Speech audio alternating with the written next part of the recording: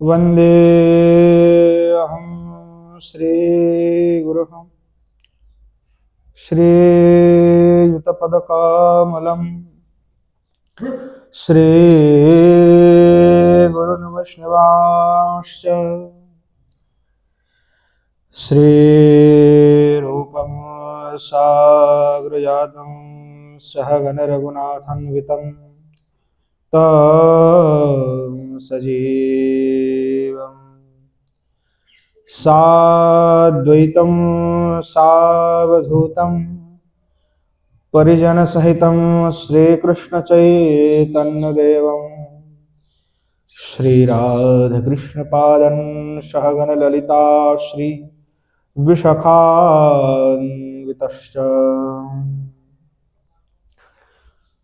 गौररामसमारम्भम् ईश्वरीं च मध्यमाम् अस्मदाचार्यपर्यन्तं वन्दे गुरुपरम्पराम् पञ्चतत्त्वात्मकं कृष्णं भक्तरूपस्वरूपकं भक्तावतारं भक्ताख्यं नमामि भक्तशक्तिकम् वंशे विभूषितकरान्नवनीरदावा पीताम्बरधरोनभिं विफलाधरोष्ठात्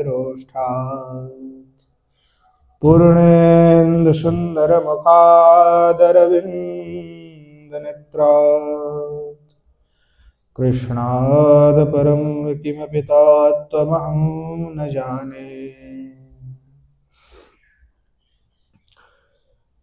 लोकाभिरामं रणरङ्गधीरं राजीवनेत्रं रघुवंशनाथं कारुण्यरूपं करुणाकरन्तं श्रीरामचन्द्रं शरणं प्रपद्ये। यत्र यत्र रघुनाथकीर्तनं तत्र तत्र कृतमस्तकाञ्जलिं बाष्पवारि परिपूर्णलोचनं मारुतिं नमत राक्षसान्तकम्।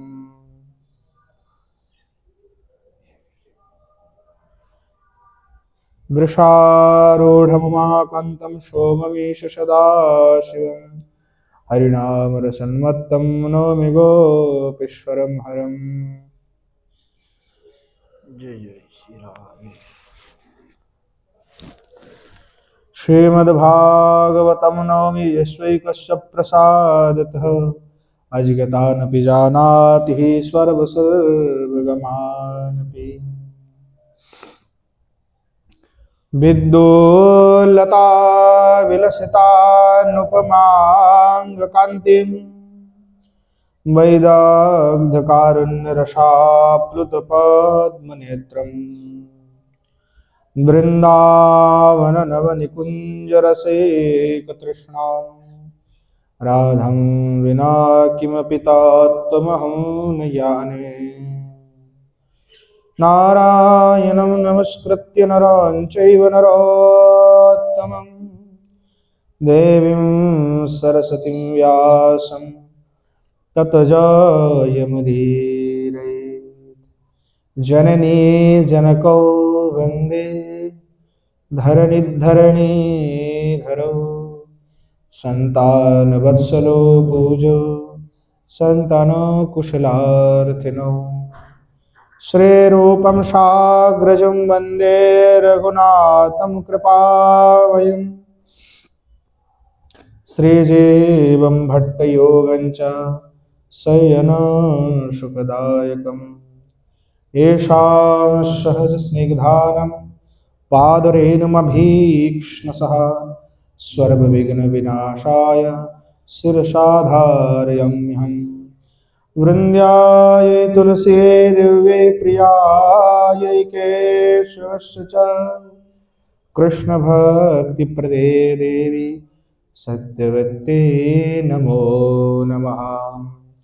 वाञ्छकल्पतरुभ्यश्च कृपा सिन्धुभ्यैव च पतितानं पावनेभ्यो वैष्णवेभ्यो नमो नमः। हरे कृष्ण कृष्ण कृष्ण हरे हरे, हरे राम राम राम हरे हरे। बोलो श्री युगल सरकार की जय, श्रीमन महाप्रभु की जय। बोलो श्री गिरिंद्र बिहारी भगवान की जय। जय जय श्री राधे श्याम। श्री पंडित बाबा के कृपा से नित्य सत्संग में श्री विश्वनाथ चक्रवर्ती पाद के द्वारा विरचित श्री भक्ति रसामृत सिंधु बिंदु का हम आस्वादन कर रहे थे। यहाँ उत्तमा भक्ति का लक्षण कहा कि अन्यविलासता शून्यम ज्ञान कर्माद्यनावृतम आनुकूल्यनि कृष्णानुशरणम भक्तिरुत्तमा। और वह जो भक्ति है वो भक्ति कितने हैं? 3 प्रकार के हैं, है ना। एक हो गया साधन भक्ति, एक हो गया है भाव भक्ति और एक प्रेम भक्ति। तो हम पहले साधन भक्ति क्या है उसको हमने श्रवण किया कि साधन भक्ति क्या है, कि जो इंद्रिय व्यापार है, इंद्र के द्वारा की गई जो चेष्टा है वो साधन भक्ति है। उसके बाद जो साधन भक्ति के और भी जो भेद इत्यादि है वो भी यहाँ पे बताए हुए कि वैधि और रागानुगा, वो आगे जा करके उसका जो प्रतिपादन आगे करेंगे। तो अब प्रेम का आविर्भाव कैसे होता है, प्रेम का आविर्भाव का जो क्रम है वो अभी बतला रहे हैं। तो कह रहे हैं आदौ श्रद्धा ततः साधु संगो अथो भजन क्रिया ततो अनर्थ निवृत्ति ही स्यात् ततो निष्ठा रुचिस्ततः अथासक्तिस्ततो भावस्ततः प्रेमाभ्युदंचति साधकनामयं प्रेम्णः प्रादुर्भावे भवेत् क्रमः। तो अब इसमें कह रहे हैं कि प्रेम का प्रादुर्भाव कैसे हो, है ना। तो उसमें थोड़ा सा व्याख्यान कर रहा है कि अब थोड़ा सा इन्होंने टीका लिखा, उसका आस्वादन करके फिर आदौ श्रद्धा आदि का जो क्रम है वो हम बताएंगे कि जैसे कि श्रद्धा इत्यादि हो तब उसके बाद ही वो कैसे प्रेम का आविर्भाव होता है। बोले अत्र, यहाँ पर, अत्र शब्द अर्थात यहाँ पर, तो बहुषोपि क्रमेषु सत्सु प्रायिकमेकं क्रममाहो आदाविति द्वयेन कि प्रेम का जो प्रादुर्भाव है, प्रेम आविर्भाव है, उसके बहुत से क्रम हैं। प्रेम का आविर्भाव का बहुत से क्रम हैं। उनमें से जो शास्त्र में जो वर्णित की गई है और शास्त्र में जो प्रसिद्ध है ना, ऐसा है कि अप्रसिद्ध वाक्य को उतना कोई मान्यता नहीं देते। जो प्रसिद्ध होते हैं उसी को ही लोग ग्रहण करते हैं, जो प्रसिद्ध नहीं उस बात को कोई उतना मर्यादा नहीं देते, उतना प्रायोरिटी नहीं देते हैं। तो कह रहे हैं जो प्रसिद्ध क्रम है उसी को यहां पर हम वर्णन कर रहे हैं। तो कह रहा है कि जो जीव है वह जीव अनादिकाल से भोग रहे हैं। क्या भोग रहे हैं? संसार को भोग रहे हैं। तो संसार में प्रवृत्त हैं। तो भगवान जो विमुख जीव है वो अनादिकाल से संसार सागर के अनंत जो प्रवाह है, उस प्रभाव में पतित हो करके इधर उधर भटक रहा है, परिभ्रमण कर रहा है कि कहाँ जाए, कभी इधर तो कभी उधर, है ना, भटक रहे हैं। तो भगवान की विशेष कृपा जब होता है, तो विशेष कृपा होने पर जीव का जो भवबंधन है, जो भव सागर में वो भटक रहा था इधर से उधर से, तो उसका जो संसार है, उसका जो भवबंधन है, वो फिर धीरे धीरे क्षय होने लगता है ना, भवबंधन क्षय होने लगता है।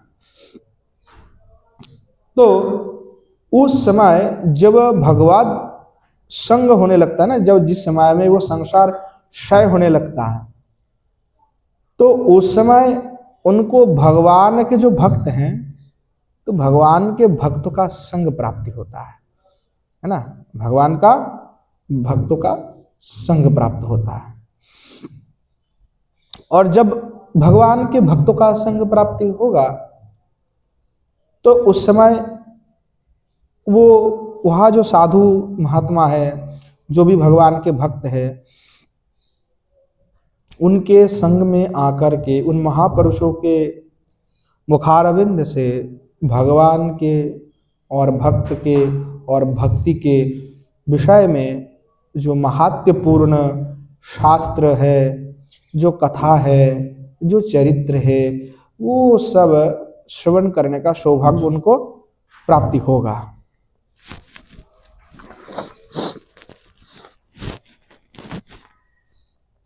तो जो शास्त्र है, अर्थात शास्त्र क्या है, साक्षात भगवान ही तो हैं। जैसे भागवत है, तो भागवत में और भगवान में कोई अंतर नहीं है। उद्धव जी ने प्रश्न किया कि भगवान जब आप चले जाएंगे तो आप कहाँ रहेंगे, कहाँ विराजेंगे? तो उद्धव जी को प्रश्न के उत्तर में भगवान ने कहा कि मैं तो साक्षात वांगमयी है, भागवत ही तो है। तो भगवान और भागवत में कोई अंतर नहीं है। तो जो वो भागवत हैं और भागवत परक जो शास्त्र है, यानी भागवत का ही, भगवत श्रीमद् भागवत महापुराण का प्रतिपादन करने वाला जो शास्त्र है, उस शास्त्र के श्रवण के द्वारा पारमार्थिक शुद्ध श्रद्धा का आविर्भाव होता है। तो कह रहे हैं शास्त्र का श्रवण करके पारमार्थिक शुद्ध श्रद्धा का आविर्भाव होता है। इसलिए पता है आदौ प्रथम साधु संगे शास्त्र श्रवण द्वारा श्रद्धा तदर्थ विश्वास। ठीक है, यहाँ पे कितने सुंदर की बात कर रहे हैं कि जब साधु के संग प्राप्ति होता है, आदौ प्रथम क्या है, प्रथम साधु संगे शास्त्र श्रवण द्वारा श्रद्धा तदर्थ विश्वास, है ना। तो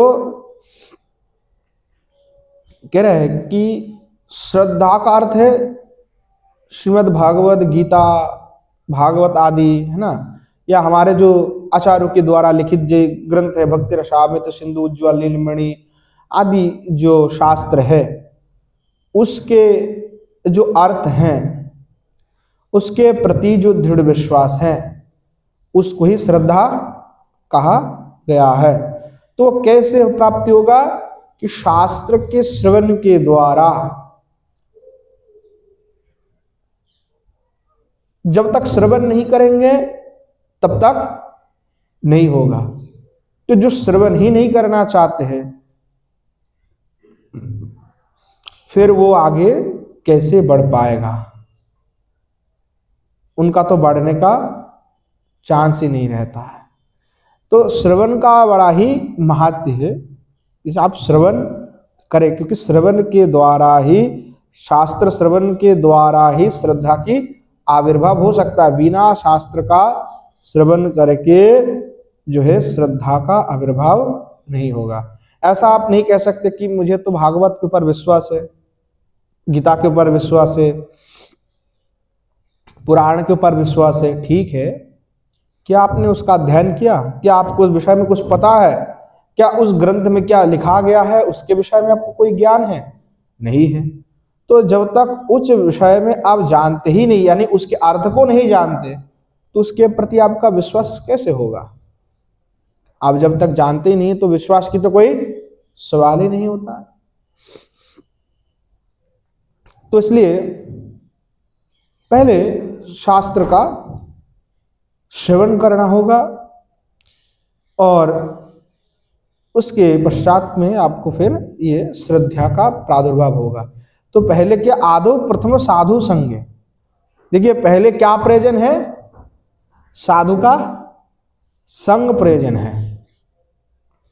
यानी जो शास्त्र का श्रवण भी करना है तो ऐसे नहीं होगा, उसके पहले भगवान की कृपा से कोई ना कोई महापुरुष का संग हो जाए और वो हमको कृपा करके जो महत्वपूर्ण जो भागवत आदि शास्त्र है उस शास्त्र का व्याख्यान करे, उसका हम श्रवण करें, तब जाकर के उसमें हमारा उसके अर्थ के प्रति विश्वास हो, तो तब जाकर के हमारा हृदय पे श्रद्धा का आविर्भाव होगा, इससे पहले नहीं होगा। तो श्रद्धा का अर्थ हुआ भागवत जो शास्त्र है, भागवत आदि भक्ति परक जो शास्त्र है उसके प्रति दृढ़ विश्वास, जो कहा शास्त्र में वही हम मानने के लिए तैयार है, उसमें हमारा कोई भी शंका नहीं है, उसमें दृढ़ विस्फुरण विश्वास है, तो उसको हम कहते हैं श्रद्धा। और जब ऐसे श्रद्धा उत्पन्न हो जाता है, दृढ़ श्रद्धा उत्पन्न हो जाता है, विश्वास हो जाता है, तो उसके बाद द्वितीय बार साधु संघ प्राप्त होता है। साधु संघ, तब दूसरी बार साधु संघ प्राप्त होता है। और जो द्वितीय बार, दूसरा बार जो साधु संघ प्राप्त होता है, उसी से ही, यानी तब से ही भजन की जो रीति शिक्षा है, अर्थात रीति के संबंध में जो शिक्षा है वो शिक्षा वहीं से आरंभ होती है। यानी पहले साधु संघ प्राप्त हुआ, उसके बाद पुनः साधु संघ प्राप्त हुई, तो उसके बाद आपको शास्त्र श्रवण करने का सौभाग्य प्राप्त हुआ, जिससे आपकी विश्वास जो है दृढ़ हो गया, और फिर दोबारा आपको साधु संघ प्राप्ति हुआ। जब दोबारा साधु संघ प्राप्ति होगा तो वहां से भजन की जो रीति संबंध में शिक्षा है वो वहां से प्रारंभ हो जाएगा। तो इसके पश्चात में इसलिए का आदौ श्रद्धा ततो साधु संग अतः भजन क्रिया। इसलिए साधु संग पहले, फिर श्रद्धा तथा अथो फिर साधु संग। तो साधु संग दो बार है, पहला फिर श्रद्धा फिर साधु संग, इसलिए द्वितीय बार का प्रयोग किया। तथा श्रद्धानंतरम द्वितीय साधु संग भजन रीति शिक्षार्थम। यानी पहली बार साधु संग, फिर श्रद्धा हो गई, फिर दूसरी बार साधु संग, और वही साधु संग के माध्यम से फिर हमें भजन रीति, भजन के विषय में जो शिक्षा है वो प्राप्ति होगा। उसके पश्चात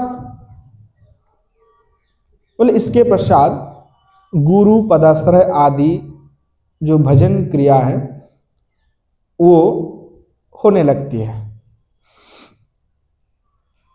अर्थात जैसे द्वितीय बार साधु संघ हुआ तो फिर उस समय जो है गुरुकरण आदि विषय में फिर आ जाता है, गुरु पदाश्रय आदि होता है।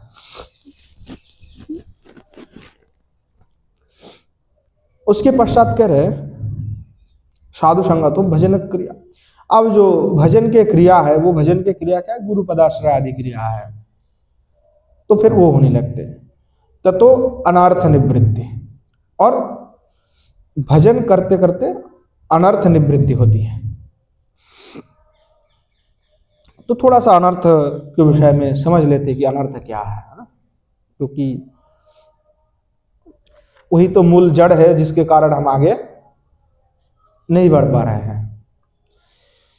तो जो अनर्थ है, अनर्थ 4 प्रकार के हैं। अनेक प्रकार के अनर्थ बताया गया, पर इसमें मुख्य रूप से कह रहे हैं 4 प्रकार के अनर्थ हैं। एक है स्वरूप भ्रम, एक है असत तृष्णा, एक अपराध और हृदय दौर्बल्य। 4 प्रकार के अनर्थ हैं। तो पहले स्वरूप भ्रम। तो स्वरूप भ्रम जो है वो भी 4 प्रकार के होते हैं। तो 4 प्रकार क्या क्या है? स्वतत्व,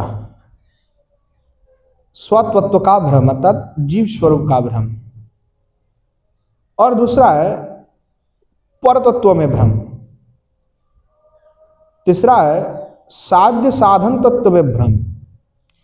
और चौथा है माया तत्व का भ्रम।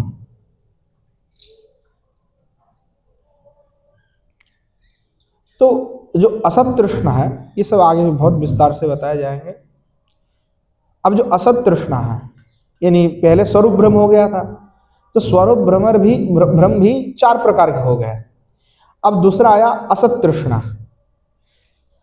तो जो अनर्थ है, इस असत तृष्णा भी अनर्थ है। यानी सीधी सीधी इसमें समझा जा सकता है, स्वरूप भ्रम हुआ कि जीव स्वरूप में कौन हो उसमें आपका भ्रम हो जाना, स्वयं को स्वयं मान लेना।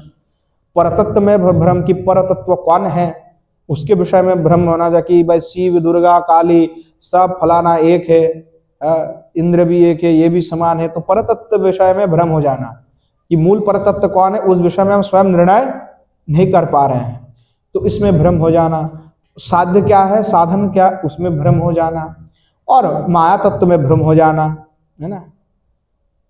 और असत तृष्णा, असत तृष्णा का तो सीधे सीधे अर्थ है कि जो सत्य नहीं है वही असत है, जो सत्य नहीं है वो असत है। तो असत वासना है, तृष्णा, इच्छा, मन कामना। तृष्णा शब्द का अर्थ इसलिए लगाया कि जैसे प्यासा होता है, जल पानी पीने के लिए, बहुत गर्मी है तो प्यास लगा हुआ है, जल के बिना मर जाएगा, तो उसको जल ही जीवन इसलिए कहा गया, जल ही जीवन, बिना जल के फिर रहा नहीं जाता है। तो जब वो असत तृष्णा हृदय में उठता है तो आदमी पूरा बौखला जाता है। बड़े बड़े महाजन महापुरुष भी फिर उस समय अपने आप को शांत नहीं कर पाते हैं, तो उस असत तृष्णा के कारण फिर उसी में चले जाते हैं। फिर भगवान की कृपा से चलो उसमें चले भी जाए, फिर दोबारा उसमें लौट करके आ भी जाते, परंतु असत तृष्णा लोगों को पतन का कारण बनते हैं। तो वो भी 4 प्रकार के हैं। तो 4 प्रकार के जो असत तृष्णा है उसमें पहला क्या है कि जो लौकिक भोग है उस भोग की विविध लालसा है, कि लौकिक जो भोग है वस्तु इत्यादि उसका भोग करने की लालसा। दूसरा है स्वर्ग आदि जो पारलौकिक भोग है उसमें लालसा, कि स्वर्ग आदि मिलेगा इत्यादि वांछा है। तीसरा है अष्टसिद्धि और नवनिधियों से उत्पन्न भोग की लालसा। तो इसीलिए कई लोग तो अष्टसिद्ध और नवनिधि को मांगते हैं, परंतु वो भी हमारे लिए असत तृष्णा ही है। और मुक्ति की लालसा, ये जो कहते हैं ना कि भगवान की कृपा से मुक्त हो जाए, मोक्ष मिल जाए, ये लालसा भी असत तृष्णा है। ये भी अच्छी बात नहीं है। तीसरा है अपराध। तो अपराध भी 4 प्रकार के हैं। तो क्या है, एक है कृष्ण के प्रति अपराध, कृष्ण नाम के प्रति अपराध, कृष्ण के स्वरूप अर्थात उनके श्री विग्रह आदि के प्रति, और चौथा है जो चित्कण जीव है उन जीवों के प्रति, और चौथे हैं हृदय दौर्बल्य। तो हृदय दौर्बल्य भी 4 प्रकार के हैं। तुच्छाशक्तियां, है ना। फिर कुटिनाटी। कुटिनाटी शब्द का अर्थ है कि कुशब्द का अर्थ खराब ही होता है, बुरा होता है। कु, हम लोग कु लगाते हैं ना, किसी भी आगे कु लगा दो, नजर, कु नजर। कु लगाने का तात्पर्य हो गया कि अच्छा नहीं है, जो माना जाती है। तो जो वस्तुएं बुरी हैं, अच्छी नहीं है, और तथा ना अर्थात नाटी अर्थात जो निषिद्ध हैं, अर्थात जो बुरा है और जिसका निषेध की गई है उसको करना, उसको कहते हैं कुटिनटी।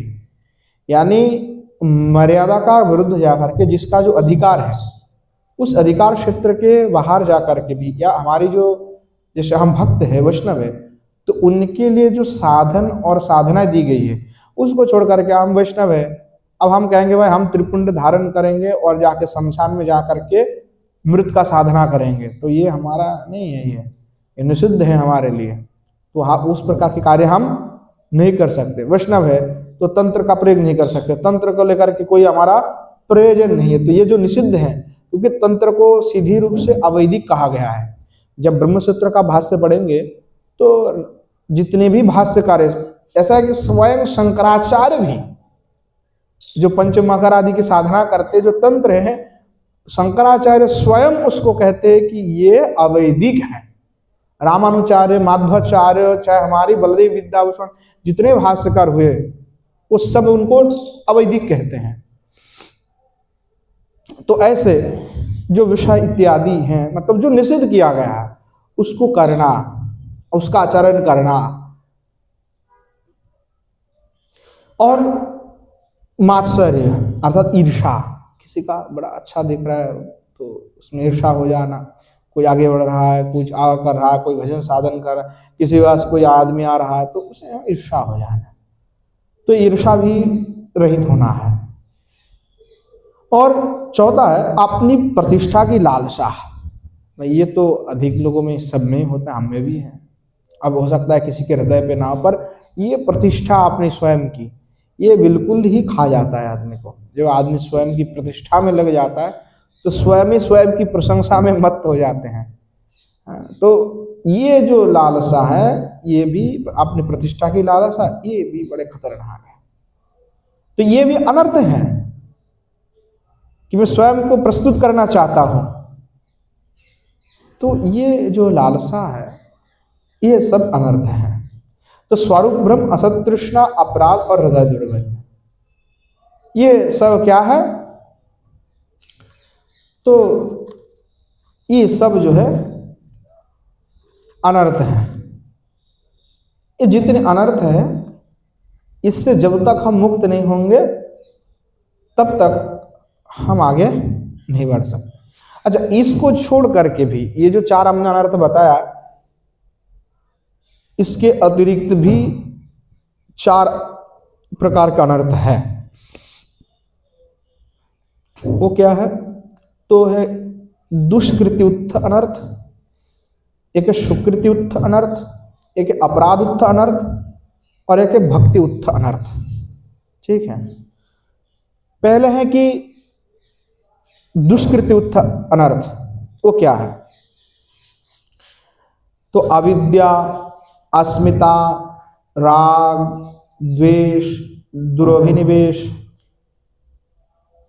यहां जो क्लेश हैं, इन क्लेशों का नाम दुष्कृतत्व अनर्थ, अर्थात दुष्कृतत्व अनर्थ जिसको कहते हैं। अर्थात कृष्ण का विस्मरण हो जाना या उनको भूल जाना, वो क्या है? अविद्या है। सा विद्या जा विमुक्त है, वो विद्या है जो विमुक्ति का कारण बने। हमने उसको परिवर्तन किया, हमने कहा सा विद्या या प्रेम भक्ति प्रदायते, वही विद्या है जो प्रेम भक्ति को प्रदान करे। इसके भी हमारा संशय है, ये लेकर के किसी विद्वान से चर्चा हुई। मैंने कहा, आपने कहा कि सा विद्या या विमुक्त है, कि जो मुक्ति प्रदान कर देवे वो विद्या है।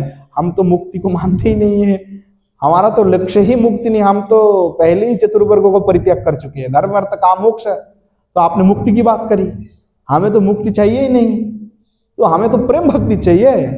हम कहाँ कह रहे हैं कि हम मुक्त होना चाह रहे हैं, हमें भी तो प्रेम भक्ति चाहिए। आप तो मुक्त होकर के खत्म होना चाहते हैं कि ब्रह्म के साथ जाकर के आप मिलन हो जाना चाहते हैं ज्योति में, और आपका सब कुछ वहीं पे समाप्त हो जाना है। और हम तो अपना खुद का समाप्ति नहीं करना चाहते हैं, हमें तो प्रेम भक्ति चाहिए। तो हम विद्या को उस प्रकार नहीं ग्रहण करेंगे। तो सा विद्या या प्रेम भक्ति प्रदान, तो वही विद्या है जो हमें प्रेम और भक्ति ही प्रदान करें। तो कृष्ण का विस्मरण हो जाना, और जिस विद्या के द्वारा हमें प्रेम प्राप्ति नहीं होगा या भक्ति नहीं प्राप्ति होगा, वो जितने भी विद्या है वो अविद्या ही है, वो हमारे कोई काम का नहीं है। और यह जो शरीर है, उस शरीर में मैं और मेरा ये जो अभिमान है, ये अस्मिता है। अर्थात मैं और ये मैं हूं और ये मेरा है, ये क्या है? अस्मिता।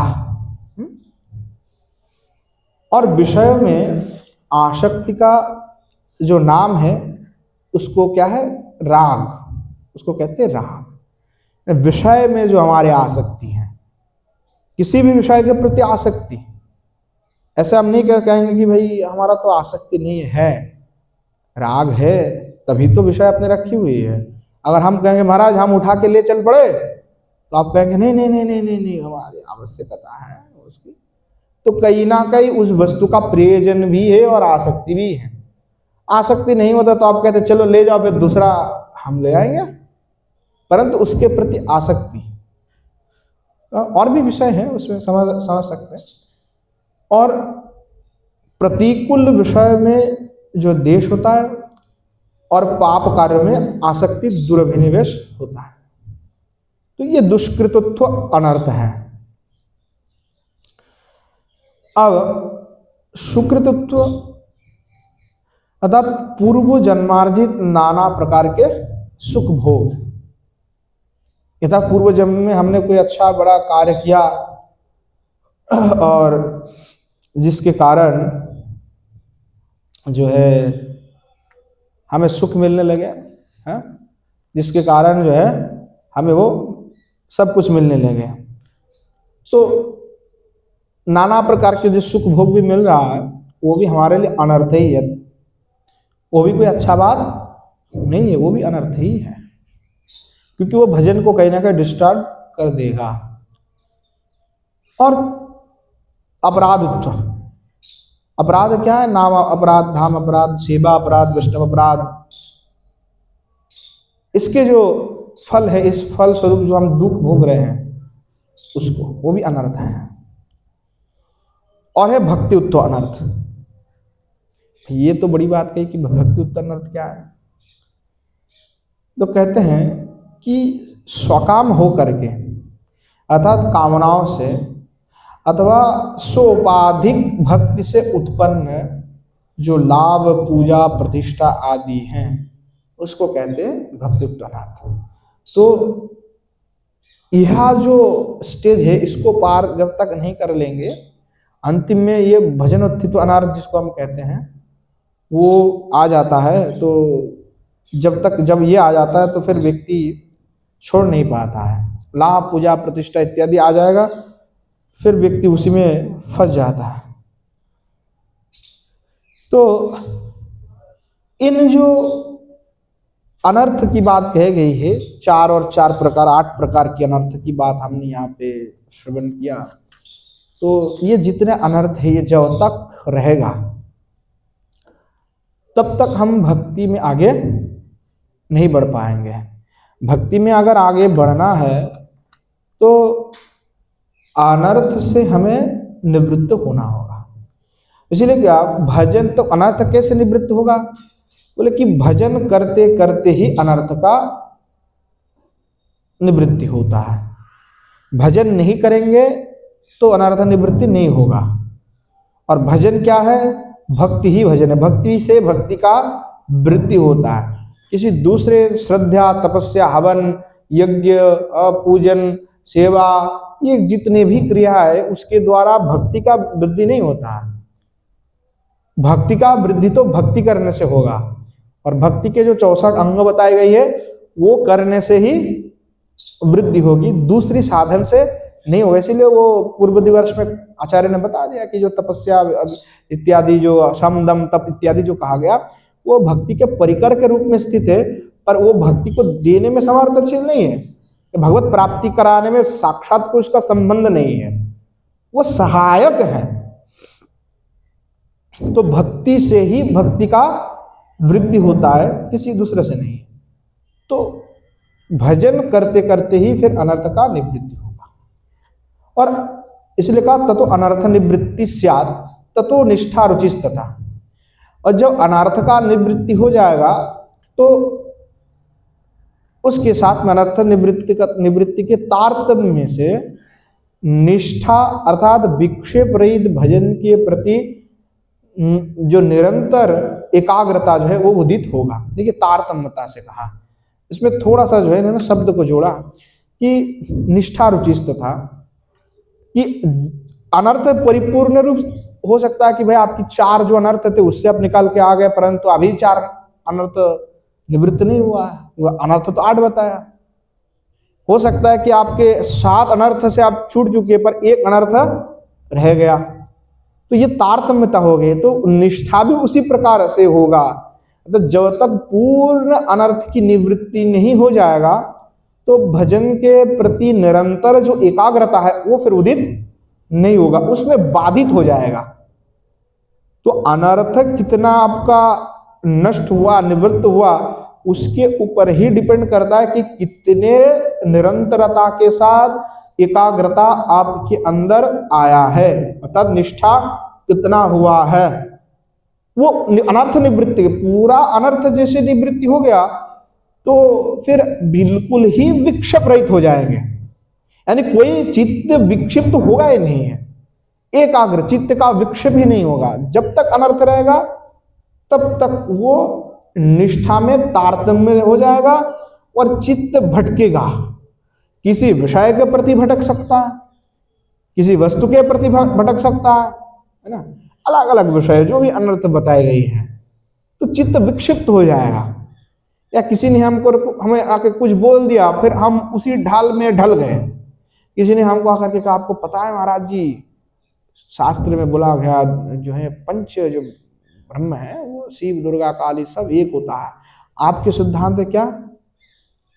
कृष्ण परम ब्रह्म है ना, परम तत्व है। अब उस परम तत्व आप जानते हैं, पर आपके पास कोई आ गए और वो कहने लगे, समझाने लगे कि महाराज वो गणेश भी एक होता है, दुर्गा भी एक है, काली भी एक है और कृष्ण भी एक है। आप भी कहा हाँ हाँ बिल्कुल बिल्कुल बिल्कुल सही बात बोल रहे हैं आप।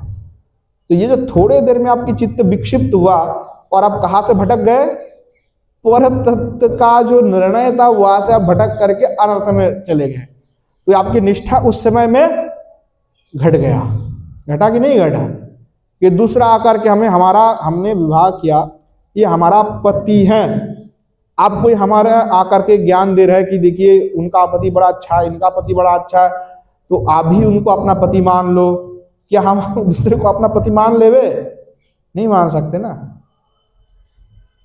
जैसे एक उदाहरण है कि पति और ससुर, एक पत्नी के लिए दोनों ही सम्मानीय होता है, परंतु सम्मानीय तो होता है परंतु दोनों के साथ व्यवहार अलग होता है और दोनों का अधिकार क्षेत्र भी अलग होता है ना। तो इस प्रकार जो निष्ठा है कि पति तो एक ही है, मेरे तो गिरधारी गोपाल दूसरा ना कोई है, दूसरा कोई नहीं है। तो निष्ठा बिल्कुल एकाग्र होनी चाहिए, दूसरा कोई निष्ठा होना ही नहीं है, नहीं तो चित्त में विक्षिप्तता आएगा और भजन घट जाएगा, आप आगे नहीं बढ़ पाएंगे। तो इसीलिए ये जितने भी अनर्थ हैं वो सारे अनर्थ से हमें निवृत्त होना है। तो हम अगर कथा श्रवण नहीं करेंगे, जो पहले कहा शास्त्र में कि पहले क्या है श्रवण, आदो श्रद्धा, श्रद्धा कैसे होगा? भागवत आदि शास्त्र का श्रवण से। अब हमें पता ही नहीं कि अनर्थ क्या होता है, हम अनर्थ में पूरे डूबे हुए हैं पर खुद समझ ही नहीं पा रहे, कैसे समझेंगे? हमें पता ही नहीं है कि अनर्थ क्या होता है। हमने तो शब्द सुन के रखा है कि अनर्थ है, पर वो अनर्थ क्या है, क्या उस अनर्थ में स्वयं मैं डूबा हूं कि नहीं हूं, या कितने अनर्थ में मैं ग्रसित हूं, वो तो खुद को ही खुद देखना पड़ेगा। दूसरा आकर के नहीं बताएगा कि भाई आप इस अनर्थ में हैं, वो उस अनर्थ में नहीं। हर व्यक्ति अनर्थ में है। हो सकता है कोई महान पुरुष हो सकता है जिनका अनर्थ निवृत्ति हो चुका हो, पर हम साधारण जीव, हम तो अनर्थ में हैं।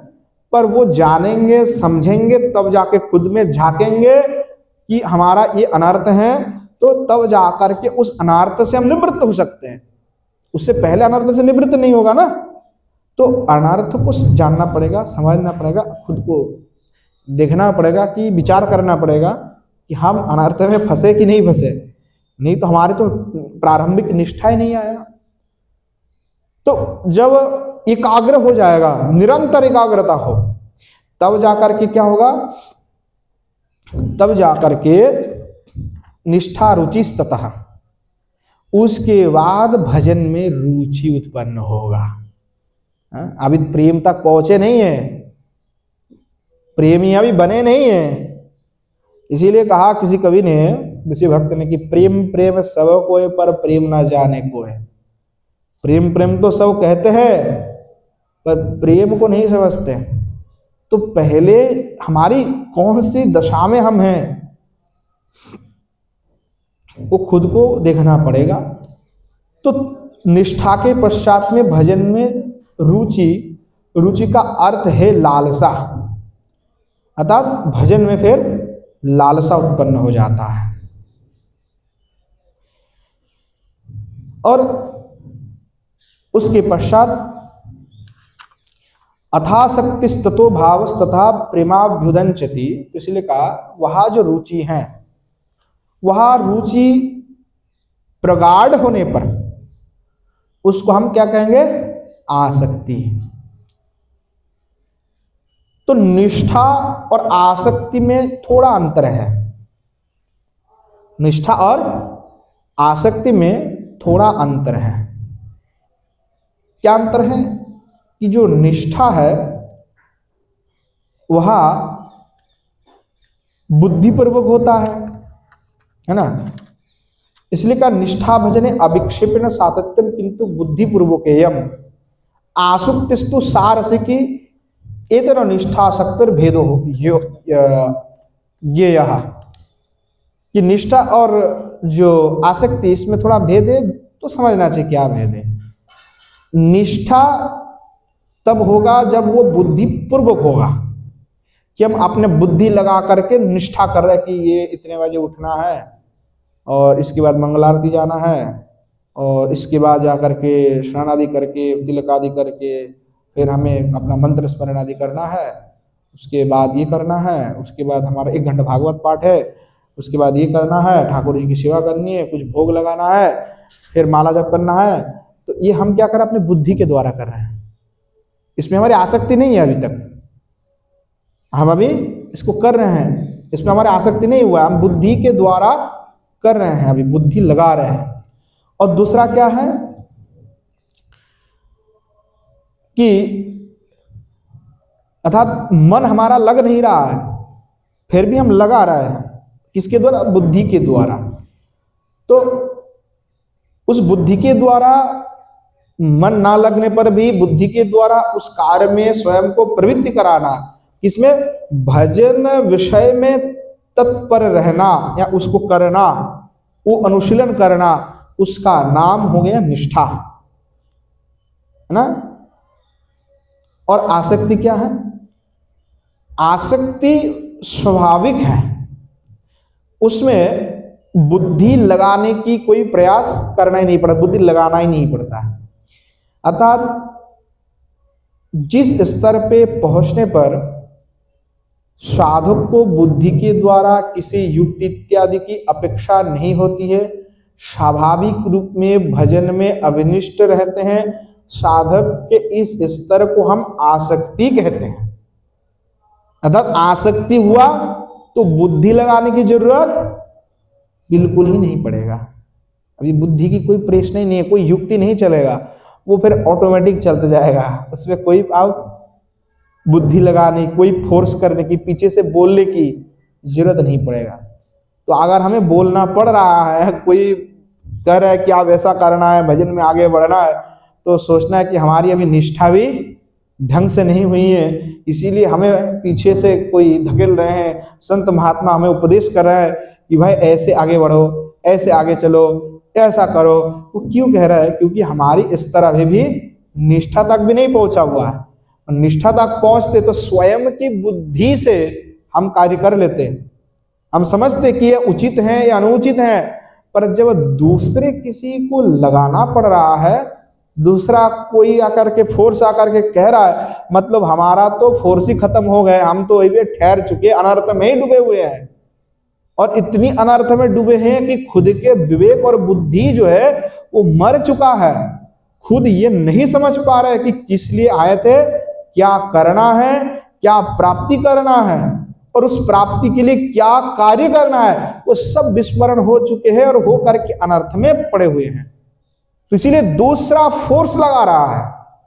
जैसे गाड़ी का टायर पंचर हो गया, कोई हेवी लोड है गाड़ी में और टायर पंचर हो चुका है चारों, तो अब कैसे चलेगा वो?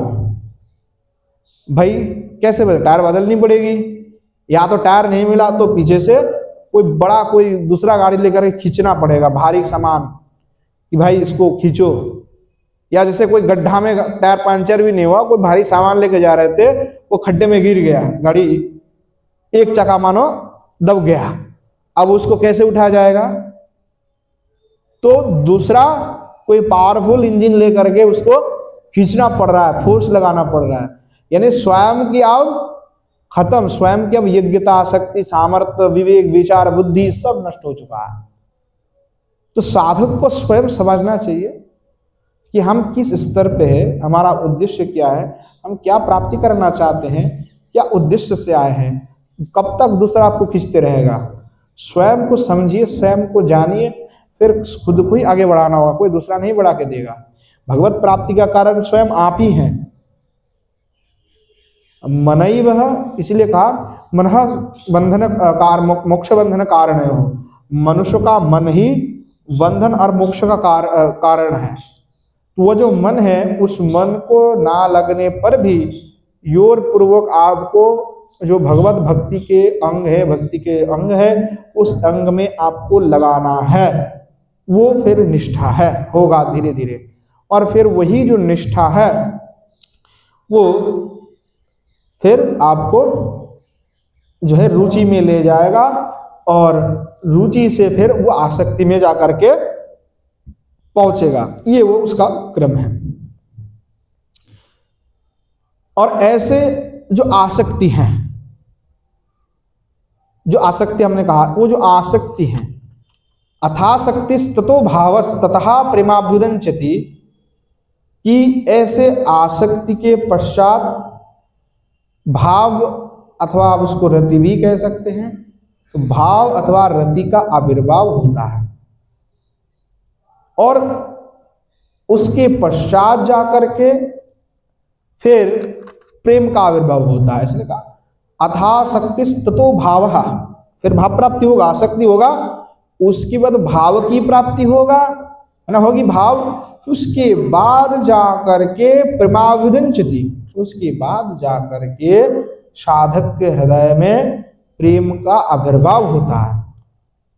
और यही जो प्रेम आविर्भाव का क्रम है, साधका नामयं प्रेम्णः प्रादुर्भावे प्रादुर्भावे भवेत् क्रमः, यही क्रम है। तो इसीलिए क्या, पहले साधु संग होगा, साधु की कृपा से फिर आपको जो है ग्रंथ आदि, शास्त्र आदि, भगवत शास्त्र आदि श्रवण करने का आपको सौभाग्य मिलेगा। वहां से आपको श्रद्धा होगा, कैसे, तद जो ग्रंथ आदि है उसका श्रवण करने से आपको जो है फिर श्रद्धा होगी, दृढ़ निश्चय हो जाएगा। फिर श्रद्धा जब ऐसे हो जाएगा, फिर द्वारा आपको साधु संग प्राप्ति होगा। उसके बाद गुरु पदाश्रय आदि रूप जो भजन क्रिया है वो होगा।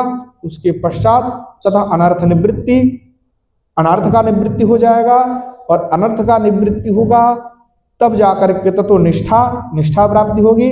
निष्ठा के बाद फिर रुचि प्राप्ति होगी, रुचि के बाद फिर आसक्ति प्राप्त होगा, और आसक्ति के पश्चात भाव प्राप्त होगा, और भाव के बाद जाकर के फिर आपके हृदय में प्रेम का प्रादुर्भाव होगा। प्रेम से बोलो राधे राधे।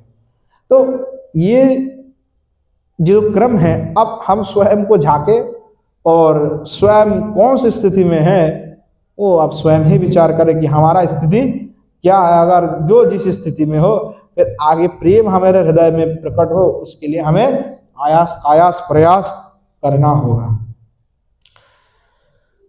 जो प्रेमाभिर्भाव है, तो प्रेमाभिर्भाव के विषय में थोड़ा सा स्पष्ट करना आवश्यक है, क्योंकि मूल श्लोक में जो है बहुत ही एकदम सरलता से उन्होंने कह दिया। मूल श्लोक में आदो जो श्रद्धा है, जो आदो शब्द के द्वारा जो है साधु संघ का बोध होता है, वो हमने कह दिया था कि आदो शब्द में पहले साधु संघ है, उसके बिना तो कुछ होगा ही नहीं। तो जो साधु संघ है, वो साधु संघ किसी को ऐसे ही नहीं, एवं ही नहीं प्राप्त हो जाएगा, ऐसे नहीं प्राप्त होगा। जन्म जन्मांतर की जो संचित सुकृति के फल है ना, वो फल स्वरूप ही साधु संग प्राप्त होता है। ऐसा नहीं होगा कि ऐसे अपने आप मिल गया, नहीं नहीं। जन्म जन्म बहु जन्मार्जित, बहु जन्म के अर्जित जो बहु जन्मार्जित पुण्य फले न सत्संगम लभते जदा गया। बहु जन्म जन्मांतर के आपने पुण्य फल के प्रभाव से जा करके कभी अगर साधु संग प्राप्ति होता है। भक्तिस्तु भगवद भक्त संघे न परिजायते, सत्संग प्राप्ति पुंभी सुकृति पूर्व संचिते। बृहन्नारदीय पुराण में भी ये कहा, भागवत में भी यही कहा, बहुजन्मार्जित पुण्य फले न सत्संगम लभते जदा गई। दोनों यही बात को कह रहे हैं, प्रतिपादन कर रहे हैं कि शास्त्र में शुभ जो कर्म है, अच्छे कर्म है, उसको सुकृति कहा गया है। और शुभ कर्म भी दो प्रकार के हैं, एक है भक्ति के प्रवर्तन करने वाला, अर्थात भक्ति देने वाला, और दूसरा भक्ति को छोड़ करके इतर फल देने वाला। दूसरा जो भी फल हो वो हमें लेना देना नहीं उससे। पर दो प्रकार के शुभ कर्म है, एक है भक्ति को प्रदान करने वाला, एक दूसरा है इतर पदार्थ, भक्ति इतर। तो अब अंतर है, वो उस विषय में क्या ही बोलना है, तो वो फल प्रवर्तक है। तो कह रहे हैं जैसे माता पिता पति लौकिक उपकार दान आदि नित्य नैमित्तिक कर्म सांख्यादि ज्ञान है ना, इनसे जो है अवांतर फल प्रद सुकृति प्राप्त होता है। परंतु साधु संग और भक्ति संबंधित देश काल द्रव्य के संपर्क से जो हमें मिलता है, जो सुकृति मिलता है, उसको हम भक्ति प्रद सुकृति कहते हैं।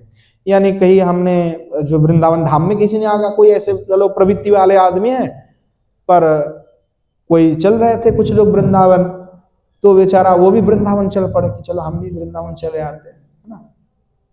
वो क्या हो गया, वृंदावन आ गए, तो ये भक्ति के धाम है, वो वृंदावन में पहुंच चुके हैं।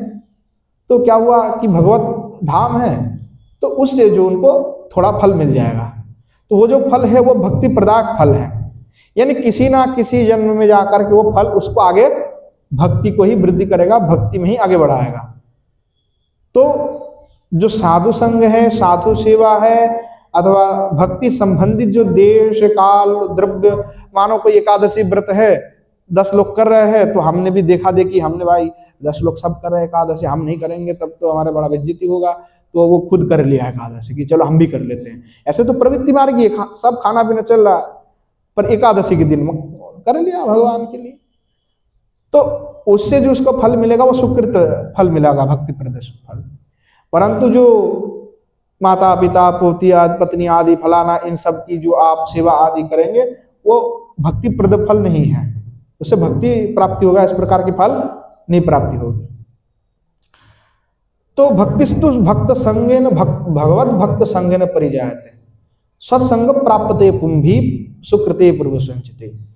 तो ये जो भक्ति प्रद सुकृति है, यानी जो भक्ति प्रद साधु संग इत्यादि, साधु की सेवा इत्यादि जो फल हमने कहा, वहाँ जो सुकृति है वो जन्म जन्मांतर में जो थोड़ा थोड़ा करके धीरे धीरे वो इकट्ठा होता है, और इकट्ठा होने के बाद वो साधु संग के रूप में वो प्रादुर्भूत होते हैं। जैसे वो साधु संग के जो है प्रादुर्भाव में आता है, फिर साधु का संग होता है, फिर व्यक्ति आगे बढ़ जाता है। और जो लौकिक सुकृतियों का फल है यानी भक्ति इतर, वो क्या करता है कि जो अभिलाषित फल है यानी पूर्व जन्म के संचित जो भी शुभ कर्म है उसका जो फल है वो आपको क्या होगा, फल को दे करके समाप्ति हो जाएगा। यानी फल दे दिया, समाप्त हो गया, फिर आप गिर पड़ोगे, आपके पास फुल जीरो हो जाएगा। जैसे नहुष जाकर के इंद्र बन गया था, उसका फल जैसे सब उसका पुण्य फल खत्म हुआ, फिर उसको वहां से धक्का दे करके नीचे फेंक दिया। तो ये क्या हुआ कि जब तक आपके पास पुण्य फल है तब तक है, पुण्य फल खत्म हो गया तो भाई जाओ यहाँ से, आप फिर पुनरुपि जननम पुनरुपि मरणम पुनरुपि जननी जठरे स्वयनम, इसी चक्कर में आप पड़े रहो। तो ये आपको भक्ति प्रद फल नहीं दे सकता। अर्थात लौकिक जो अर्थात भक्ति इतर जो सुकृति फल देने वाला है वो केवल भोगता की सीमित है, यानी भोग्य वस्तु अथवा भोगदान तक ही सीमित है। वो भोग्य वस्तु को ही दे सकते हैं, उसके सिवाय और कुछ दे नहीं सकता। परंतु जो ये भक्ति मूलक है, भक्ति प्रद है, वो भगवान तक आपको पहुंचा सकते हैं। तो जो ब्रह्म ज्ञान मूलक सुकृति है उसका भी फल क्या है, मुक्ति है। वो भी मुक्ति दे करके फिर निरस्त हो जाता है। तो ये जो दोनों प्रकार की सुकृति है, तद ब्रह्म ज्ञान आदि हो जाना वह भी सुकृति है, पर वो जो सुकृति है वो मुक्ति तक ही सीमित है। पर भगवान के भक्त तो कहते कि मुक्ति न दास्यसि प्रभु, हमें मुक्ति नहीं चाहिए। तो मुक्ति को उन्होंने तो तिरस्कार किया हुआ है, और मुक्ति तो भगवान के दासी है। मुक्ति क्या है, कुछ नहीं, हम तो भगवान के सेवक होना चाहते हैं। मुक्तिम दासी, मुक्ति तो दासी है भगवान के। तो वहाँ जो मुक्ति है अर्थात ब्रह्म ज्ञान परक जो सुकृति है और भक्ति इतर जो सुकृति है, ये दोनों भक्ति रूपी फल को देने में असमर्थ है, वो नहीं दे सकता। परंतु जो वैष्णव संघ है और साधु संघ है और भगवान के निमित्त में जो व्रत आदि होता है, एकादशी जन्माष्टमी, और साधु संघ हुआ तो कहीं पे हम जाके प्रणाम भी कर लिए, बैठ गए, ठाकुर जी की कहीं आरती हो रहा है वहां पे जाके विराजमान हो गए। कभी हमने तुलसी देवी को प्रणाम कर लिया, उसका स्पर्श कर लिया, और गंगा जी का जल स्पर्श कर लिया, है ना, क्योंकि विष्णु पादक है। तो ऐसे जो भगवत संबंधी से जुड़ते हुए हैं, ऐसे इत्यादि जो क्रिया है उसके द्वारा भक्ति प्रद सुकृति ही बढ़ते जाता है, उसके द्वारा वो भक्ति प्रद जो सुकृति है वो संचित हो जाए। तो ये जाने अनजाना में भी कोई कर लेगा तो उसको फल तो मिलेगा ही मिलेगा। तो जब ये अनजाना में होता है तो ये सुकृति हो जाता है, और जब कोई व्यक्ति भक्त संग में आ करके उसकी महात्म्य को जान करके समझ करके वही क्रियाओं को पुनः करने लग जाता है तो फिर उसको हम भक्ति के अंग कहते हैं। यानी वही क्रिया था पर अनजाने में किया तो वो सुकृति बन चुका है, सुकृति देगा वो, पर वो फल भक्ति प्रद फल ही मिलेगा। परंतु जो करके जान करके समझ करके पुनः वही क्रिया करने लग जाएंगे, अनुपवास करना, जो भी ठाकुर जी की सेवा आदि इत्यादि है संबंधित भगवत संबंध से युक्त है, वो सब फिर भक्ति के अंग बन जाता है। तो इसलिए चैतन्य चरितामृतकार भी कह रहे हैं, श्रद्धा शब्द विश्वास कहे सुदृढ़ निश्चय, कृष्ण भक्ति कोयले सर्व कर्म कृत है। अर्थात जो कृष्ण के भक्ति है, कृष्ण के भक्ति करने से सब कुछ हो जाता है। अर्थात इस मनुष्य जीवन का जो परम उद्देश्य है वो सब हो जाता है और कुछ हमें करना ही नहीं, कुछ करने की जरूरत ही नहीं पड़ेगा, सब कुछ हो जाएगा अगर हमने कृष्ण की भक्ति कर लिया। तो ऐसे जो सुदृढ़ विश्वास है, निश्चयात्मक विश्वास है, उसका नाम है श्रद्धा। अर्थात भक्ति इतर कोई भी कार्य हम नहीं करेंगे, उसका नाम क्या है?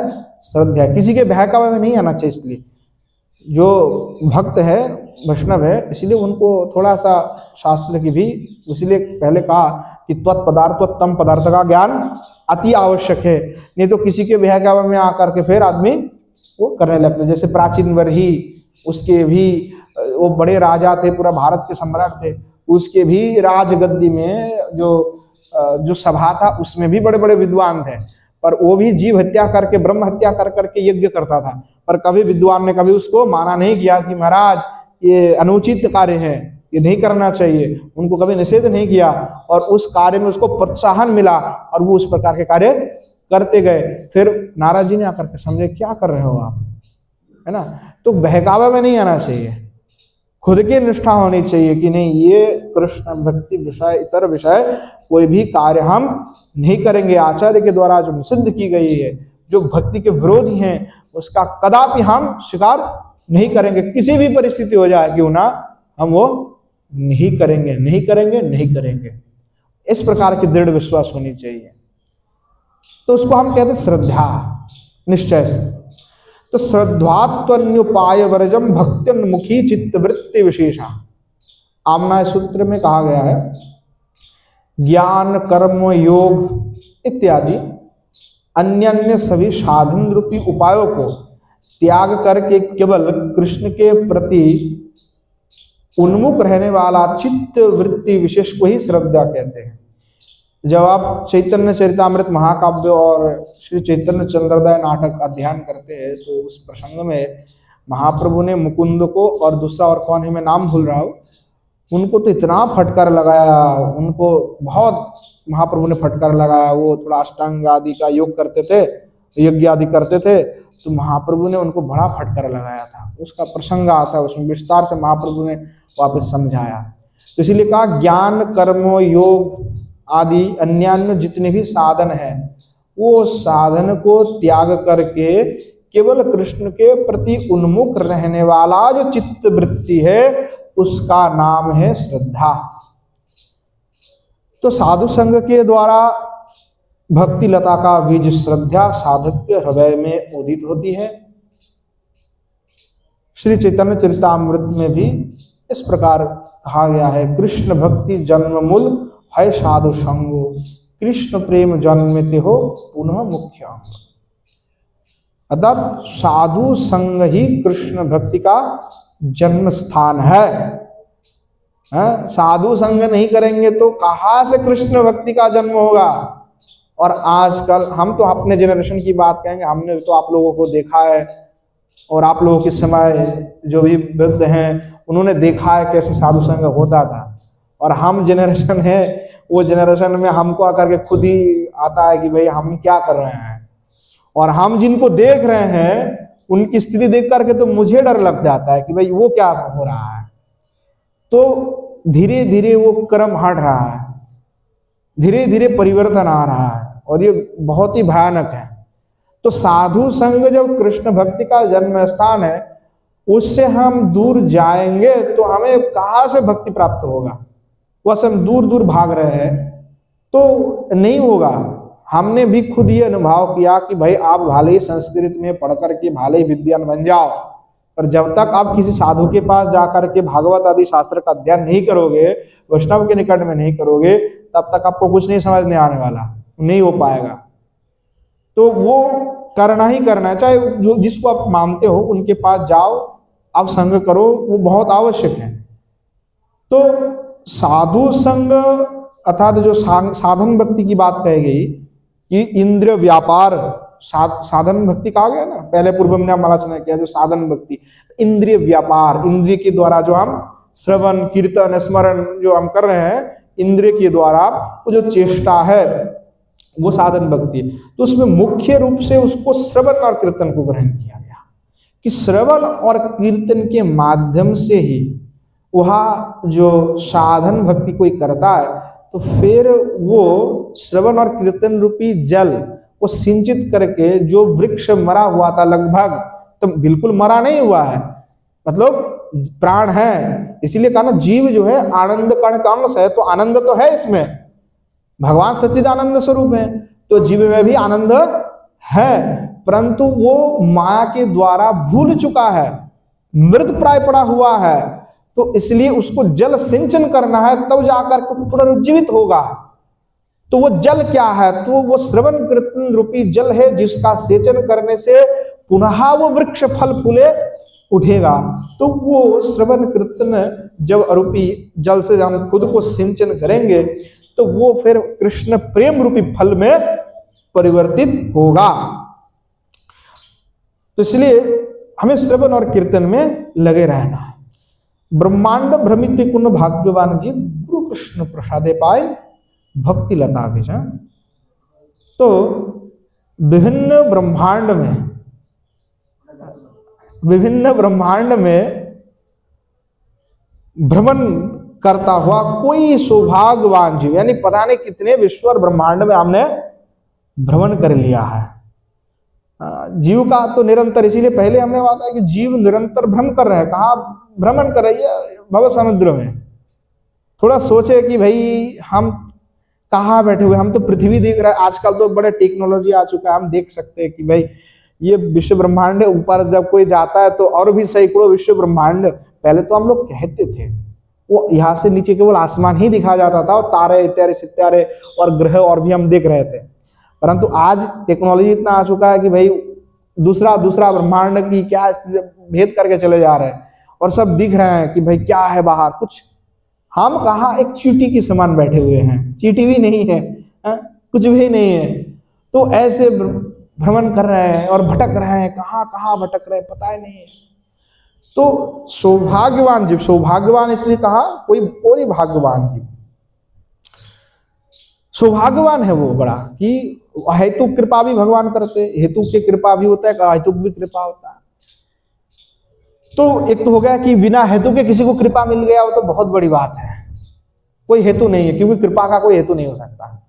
इस विषय में भी बड़ा व्याख्यान किया आचार्यों ने कि नहीं तो अगर हम कहेंगे कि भगवान केवल सुकृत कर्म इत्यादि करने के फल से ही कृपा करता है, फिर वो भगवान पक्षपाती हो जाएगा, है ना। इसलिए कहा आह्वैतिक कृपा, इसलिए आह्वैतिक की कृपा का हेतु ही नहीं है उसका। तो ऐसे कोई सौभाग्यवान जीव गुरु और कृष्ण की आह्वैतिक कृपा से भक्ति लता के बीज स्वरूप श्रद्धा को प्राप्त करता है। तब गुरु और कृष्ण, केवल कृष्ण के प्रसाद नहीं होगा, गुरु की प्रसाद है। तो हमारे गुरु कौन है? हमारे भी गुरु हैं, उनके भी गुरु हैं, उनके भी गुरु है। वो परंपरा से प्राप्त हो रहा है। अब परंपरा से जो प्राप्त हो रहा था, परंपरा में जो चल रहा था, उसका हम उल्लंघन कर ले और कुछ नया सिद्धांत बना करके चल पड़े, तो क्या हमारे गुरु वर्ग प्रसन्न होंगे? क्या हमारे जो पूर्व गुरु वर्ग है क्या हमको बढ़ावा देगा? क्या हमारे प्रति कृपा करेगा? नहीं करेगा। उनके जो सिद्धांत और विचार धारा है उसके विरुद्ध में अगर हम चले तो हमें उनकी कृपा तो बिल्कुल ही नहीं मिल सकता। अभी तो क्रोध ही झेलना पड़ेगा, उनका क्रोध ही झेलना पड़ेगा। वो हमें कोई अच्छी प्रेम नहीं देंगे, कोई कृपा नहीं करेंगे, क्योंकि हम रास्ते से भटक चुके हैं। तो जो परंपरा, इसीलिए परंपरा का महत्व है। सनातन धर्म में वंश परंपरा का उतना महत्व नहीं है, शिष्य परंपरा का महत्व है यहाँ पे। इसीलिए शिष्य परंपरा को मुख्य कहा गया उपनिषद आदि शास्त्र में कि शिष्य परंपरा ही मुख्य होते हैं, वंश परंपरा नहीं, क्योंकि शिष्य के माध्यम से ये दिया जाता है। ये हमारी सनातन की व्यवस्था है। तो वहाँ जो गुरु अतः श्रीमन महाप्रभु है, तो हम कहीं नित्यानंद परिवार से है, कोई अद्वैत परिवार से है, कोई गदाधर परिवार से है। तो जो परंपरा से जो प्राप्त है गुरु की कृपा, हम कहेंगे कि हम तो अपने गुरु जी को मानते हैं, हम अपने परम गुरु जी को मानते हैं, पर हमारे परम गुरु जी जो हमारे पूर्व गुरु जी उनको नहीं मानते। तो कैसे चलेगा, फिर वहां से कट गया ना, सारा सब तो बिखर गया। तो इसलिए वो बहुत आवश्यक है गुरु की कृपा, कनेक्शन जोड़े रहना है। कट गया, जैसे यहाँ पे हमारा 10 बाल लगा हुआ है, वहां पे एक लाइन है ना, तो हम यहाँ पे 3 बाल्ब है, आगे और भी 2 बाल्ब है, तो यहाँ से हम लाइन काट देंगे तो दोनों तो जलेगा, पर आगे 3 जलेगा नहीं, कट गया वो। तो कटना नहीं है, वो पूर्ण रूप से परंपरा प्रवाहित होता है, अविच्छिन्न तैल धारावत। अविच्छिन्न तैल धारा होता है ना, दीवार में हमने तेल डाल दिया तो गिरते, अविच्छिन्न तैल धारावत। तो वो कृपा ऐसे आता है, परंपरादर वो कृपा आशीर्वाद बने रहते हैं। तो वो गुरु की कृपा और कृष्ण की आयुध की कृपा, तो उसके द्वारा फिर भक्ति लता के बीज स्वरूप जो भक्ति है, भक्ति रूपी जो लता है, उसका बीज स्वरूप जो श्रद्धा है, श्रद्धा क्या है, उसका बीज है। बीज नहीं है तो भाई कुछ नहीं हो सकता, बीज के बिना तो होगा नहीं, तो बीज है श्रद्धा। तो श्रद्धा की आवश्यकता है, इसीलिए कहा ज्ञान कर्म योग जाग इत्यादि जो भी अनन्य सभी साधन हैं, उन सब का त्याग करके केवल कृष्ण के प्रति उन्मुख रहने वाले चित्त वृत्ति विशेष को ही श्रद्धा कहते हैं। तद कृष्ण भक्ति इतर भिन्न जो भी कर्म आदि है वो भक्ति के विरुद्ध हैं, और अगर उसमें हमारी अभी भी रुचि है और अभी भी वो हम कर रहे हैं तो मतलब हमारा श्रद्धा अभी तक हुआ नहीं है, हम कहीं ना कहीं श्रद्धा से भटक चुके हैं। तो श्रद्धा को प्राप्त कोई कर लेगा, उसके बाद क्या करना है, तो उसके बाद फिर सिंचन आदि करना पड़ेगा। कोनो भाग्य कारो संसार शयन मुख है, साधु संगे तोरे कृष्ण रोटी उपज है। अर्थात संसार में भ्रमण करते हुए जब किसी जीव का संसार शयन मुख होता है, तब भगवत कृपा से साधु संग की प्राप्ति होती है। साधु संग के द्वारा उसे कृष्ण भक्ति के प्रति क्रमश श्रद्धा, निष्ठा, रुचि, आसक्ति, रति ये सब प्राप्त होता है। आगे कहते हैं कृष्ण यदि कृपा करें कोनो भाग्यवाने गुरु अंतर्जामी रूपे सिखाए आपने। तो संसार में भ्रमण करते हुए कोई भाग्यवान जीव उसके प्रति जब भगवान के अर्थात करुणावरणालय श्री भगवान के आहुति की कृपा हो जाती है, तब श्री कृष्ण ही चैत्य गुरु के रूप में प्रेरणा देकर तथा जो महंत संत शिक्षा दीक्षा गुरु के रूप में स्वयं ही उसे भजन शिक्षा देते हैं। यही तो तात्पर्य है कि भगवान ही गुरु के रूप में आकर के उनको शिक्षा प्रदान करते, दीक्षा प्रदान करते हैं। अर्थात गुरु रूप में स्वयं भगवान है। इसे शास्त्र में तो भागवत में स्पष्ट रूप से वर्णना किया है कि गुरु और कृष्ण में कोई अंतर नहीं होता है। तो उस पर हमारे विश्वनाथ चक्रवर्ती पाद का थोड़ा सा उसमें कि गुरु भगवान से हमारा जो शास्त्र में कहा गया वो भेद इसलिए नहीं देखने के लिए क्योंकि भेद देखेगा तो फिर अपराध होने लग जाता है, तो इसलिए कोई भेद नहीं है। परंतु गुरु कृष्ण के क्या है, साथी है, मतलब उनके सेवक है, सेवक सेवक संबंध है उनके साथ में। परंतु हमारे सिद्धांत में गुरु, वो जो गुरु है वो कभी नहीं कहेगा कि मैं कृष्ण के समान हूं, वो कभी नहीं कहा। परंतु शिष्य को ये कहा गया कि उस दृष्टि से आप अपने गुरु को देखे ताकि उसमें कोई अपराध ना हो जाए। जैसे आप देखोगे ना कि वो साधारण मनुष्य है, फिर उसमें दोष देखना ये वो सारा मिटारी गड़बड़ हो जाएगा, तो इसलिए कहा नहीं अभिन्न देखना है। तो इस प्रकार आगे कह रहे श्रद्धावान जन है भक्ति अधिकारी उत्तम मध्यम कनिष्ठ श्रद्धा अनुसारी, है ना। तो श्रद्धा की जो तारतम्यता है उससे भक्त में भी तारतम्य होता है। अर्थात कनिष्ठ श्रद्धा युक्त भक्त को कनिष्ठ भक्त, मध्यम श्रद्धा युक्त भक्त को मध्यम भक्त, और उत्तम श्रद्धा युक्त जो भक्त है उसे हम महाभागवत कहते, उत्तम महाभागवत कहते हैं। साधु संगे कृष्ण भक्ते श्रद्धा यदि है भक्ति फल प्रेम है संसार जाय साय। अर्थात जो साधक भक्त को आपने से जो उन्नत है सुसिद्धांत पूर्ण स्वजातीय स्निग्ध रसिक वैष्णव का संग मिलने पर उसे शीघ्र ही प्रेम भक्ति की प्राप्ति हो जाती है और उसका संसार बंधन अनाशय ही दूर हो जाता है। महत कृपा बिना कोनो कर्मे भक्ति नय, कृष्ण भक्ति दूरे रहु संसार नहे साय। अर्थात महत कृपा के बिना किसी भी साधन से भक्ति नहीं हो सकता। जब तक महत की कृपा नहीं होगा, आप कुछ भी कर लो, है ना, इसीलिए महत के पास जाना चाहिए। जब तक हम महत के पास नहीं जाएंगे तब तक हमें कोई कुछ नहीं होगा, और महत की कृपा चाहिए। तो कृपा कैसे मिल सकता है भाई? क्या गए और जेब से निकाले 50 लाख की गड्डी और दे दिया तो महत कृपा कर देंगे? अरे वाह चकाचक धन आ गया तो नहीं नहीं नहीं, ये कभी महत नहीं। महत प्रसन्न कैसे होता है? महत गुरु प्रसन्न कैसे होगा?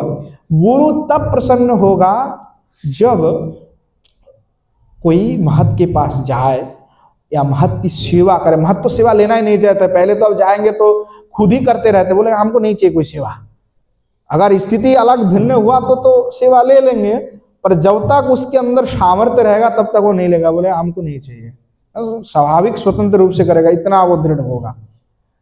तो वो जो महत है उनके पास जाए तो जब जाकर के उनके पास में भजन विषय का ही प्रश्न करेंगे, भजन संबंधित, कृष्ण भक्ति संबंधित पूछताछ करेंगे, जानकारी मिले चाहेंगे, उस विषय में हमें शिक्षा चाहिए। जब वो देखेंगे इसके अंदर सही में लालसा है, स्प्रिया है, तब महत वो देख करके समझ करके फिर कृपा करते हैं। ऐसा नहीं कि भाई किसी को कृपा कर दे, पहले चेक करेंगे ना सही में निष्ठा है कि नहीं है। ये इस प्रकार के तो कितने उदाहरण है कि बड़े बड़े राजा महाराजा आए निष्ठा देखने के लिए। एक तो कृपाचार्य जी महाराज के पास एक घटना आता है ना, जो राजस्थान के कोई राजा है वो आते हैं मिलने के लिए। तो पहले जब मिलने के लिए आता है तो राजा बन करके आता है, सेवक को भेजते कि फलाना, देखिए बाबा जी महाराज के पास गए, कल फलाना राजा आया आपसे मिलने के लिए। तो कहते कि हम तो राजा से मिलते ही नहीं है।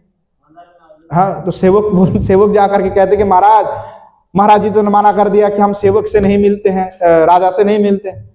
तो राजा क्या करता है, अपनी सारे जो भी सब कुछ है वो सब खोल करके साधारण अग्वेश बना करके कहते कि पर महाराज हम उपस्थित हो गए आपके चरण में और हम आपसे दीक्षा लेना चाहते हैं, आप स्वीकार कीजिए हमको शिष्य रूप। तो कहते अच्छा, तो सेवक को कहते अच्छा क्या कि ये दीक्षा लेना चाहते। सेवक जाकर के कहते महाराज जी तो दीक्षा चाहते हैं आपसे और आपके प्रति पूर्ण शरणागत हैं। तो कहता अच्छा पूर्ण शरणागत हैं तो जाओ उसको जाकर बोलो वो सामने में जो कुआं दिख रहा है ना, बड़ा सूखा पड़ा हुआ है वो कुआं है, वहां पे जाए और जाके कूद जाए। देखे तो सही क्या निष्ठा है। अब महत है भाई, और सेवक जाके कहने लगे कि महाराज ने बोला कि ये जो कुआं है उसमें आप जाके कूद जाओ। तो बोला अच्छा ऐसे बोला। वो तो बेचारा घबरा गया, राजा बोले कि ऐसे कैसे महाराज जी? बोले महाराज जी ने यही बोला है कि आपको दीक्षा लेना है ना, तो महाराज जी ने बोला कि कुएं में जाके कूद जाओ। अच्छा ठीक है। तो राजा घबरा गया, फिर सोचने लगे कि अब जब दीक्षा लेना है गुरुजी की आज्ञा तो करना ही पड़ेगा। तो बेचारा वो सेवक भी गए और वो भी गए, और जैसे राजा कूदने वाले थे तो सेवक ने पकड़ लिया पीछे से। तो महाराज पूछते कि आपने पकड़ा क्यों है? तो गुरुजी ने ये बोला था कि जब कूदने जाए तो पकड़ लेना। तो यानी वो किस लिए परीक्षा लिया कि सही में इसकी निष्ठा है कि नहीं है, सही में इसकी शरणागत है कि नहीं है। बिना परीक्षा के कैसे दे देंगे? तो महत है तो परीक्षा के बिना कैसे दे देगा भाई? थोड़ा सा तो लेगा, परीक्षा है आपका। तो महत कृपा के बिना, इसीलिए शास्त्र में ये भी है कि भाई सदा ही कृपा के ओर दृष्टि निबद्ध करना है। कृपा, इसलिए भक्ति कैसे प्राप्त होगा? भगवान की भक्त के अथवा भगवान की कृपा से। भक्ति कृपैक लभ्य है, ये कोई साधन लभ्य इत्यादि नहीं कहा, भक्ति कृपैक लभ्य। और ये कृपैको लभ्य का तात्पर्य है कि निश्चित रूप से वैसे ही कृपा से ही, दूसरा से नहीं। तो इसीलिए वो उसका तो भाई परीक्षा आपको देना पड़ेगा। तो इसीलिए कि महत कृपा बिना कोनो कर्म भक्ति नहीं, कोनो भक्ति ना, अर्थात महत कृपा के बिना कुछ नहीं हो सकता। कृष्णा भक्ति दे रहे हो संसार न क्षय। अर्थात जब तक महत की कृपा नहीं होगा तब तक कृष्ण भक्ति तो दूर की बात है ना। उसका पुनः पुनः जो आवागमन है, तत् पुनरपि जननम पुनरपि मरणम, पुनरुपि जननी जठर शयनम, और संसार में जो आसक्ति है वो आसक्ति भी दूर नहीं हो सकता जब तक संत की कृपा नहीं होगा, जब तक महत की कृपा नहीं होगा। इसीलिए साधु संग को भगवत भक्ति का मूल कहा गया है। तत् कृष्ण भक्ति जन्म मूल है साधु संग, अर्थात तत्कृष्ण भक्ति ही एकमात्र प्रधान है। कृष्ण भक्ति के व्यतिरिक्त और कुछ भी नहीं हो सकता। कृष्ण भक्ति नहीं करेंगे तब तक हमारा तो भवबंधन नाश ही नहीं होगा। तो भक्ति होने का तात्पर्य ही कि साधु संग है, अर्थात हम साधु के पास जाए, साधु से जाकर के निवेदन करें कि हमें आगे क्या करना है, आगे कैसे हम अपनी भवबंधन को नाश करें, वो जो है साधु के पास जाकर के हम वो सीखे जाने, तब जाकर के हमारा भवबंधन नाश हो सकता है। इसीलिए कहा श्रीमद् भागवत के 11 स्कंद में, यदिच्छया मत कथा दो जात श्रद्धस्तु यह अपमान। श्लोक में भगवान ने कहा कि जन्मों की जो सौभाग्य से मेरे लीला कथा में जिसकी श्रद्धा उत्पन्न हुई है वह भक्ति के अधिकारी हैं। और जीव गोस्वामी पाद ने इस श्लोक में यदृच्छया शब्द का अर्थ क्या, केनापि परम स्वतंत्र भगवात संग तत्कृपाजात परम मंगलोदयन, अर्थात परम स्वतंत्र भगवाद भक्त के संग के द्वारा उसी भक्त की कृपा की फलस्वरूप जो सौभाग्य उदित हुआ हो वही भक्ति की फलस्वरूप है, अर्थात वही भक्ति की योग्यता को प्राप्ति कराती है। तो श्री जीव गोस्वामी पाद का स्पष्ट कहना है कि केनापि परम स्वतंत्र, कोई परम स्वतंत्र भगवत भक्त संग तत्कृपा जातो परम मंगलोदयन, अर्थात जो स्वतंत्र परम स्वतंत्र भगवत भक्त है उनके संग के द्वारा उसी भक्त की कृपा के फल स्वरूप जो सौभाग्य उदित हुई हो वही भक्ति की योग्यता प्राप्ति कराते हैं। सौभाग्य का तात्पर्य है कि पूर्व जन्म के साधु संग एवं साधु की कृपा से एक संस्कार पैदा होता है जो वर्तमान जन्म में पुष्ट होकर के श्रद्धा के रूप में उदित होता है, और यही श्रद्धा भक्ति उदय का कारण है। तो इस प्रकार से जो है हमारे आचार्य पाद जो है व्याख्यान कर रहे हैं। आज समय भी हो चुका है, काफी लंबा समय हो गया, क्योंकि अभी भी प्रसंग साधु संघ का चलेगा तो और भी बहुत विषय है। तो समय आज हो चुके तो आज यहीं पे विश्राम देते।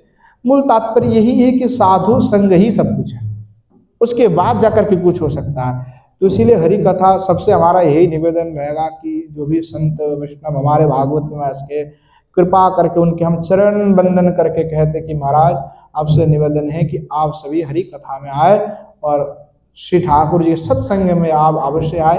अगर कोई मेरी कथा अच्छा नहीं लग रहा हो तो किसी दूसरे आपको पसंद है तो उनसे हम कथा करवाएंगे, पर सत्संगों में अवश्य ही आए, ये निवेदन है।